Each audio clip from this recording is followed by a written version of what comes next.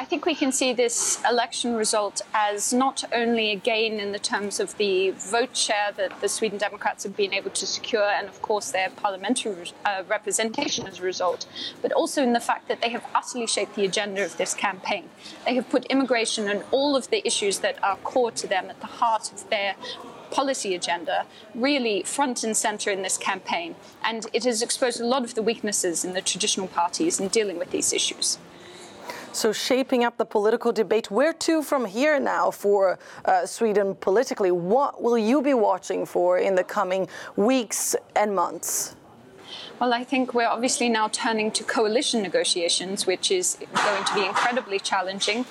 Neither of the traditional coalitions, the Red-Green Alliance on the left or the alliance of the centre-right, have been able to achieve a majority, even with a whole bunch of different parties cobbled together. So there are a number of different ways it could go from here. We might end up with supply and demand agreements. We might end up even with a sort of historically unprecedented coalition between the moderates and the Social Democrats.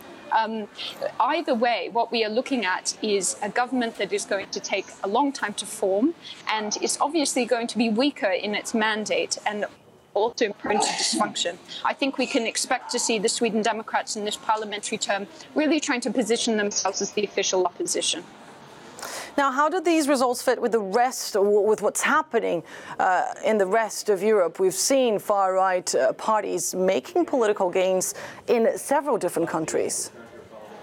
Yes, absolutely. I think this just highlights that these issues are certainly not going anywhere. I think there has been a tendency for two schools of thought, either to believe that the far right is obviously going to overrun Europe and the EU's days are numbered, or to believe that, with every election where the far right party doesn't sort of become the largest party, that everything's okay.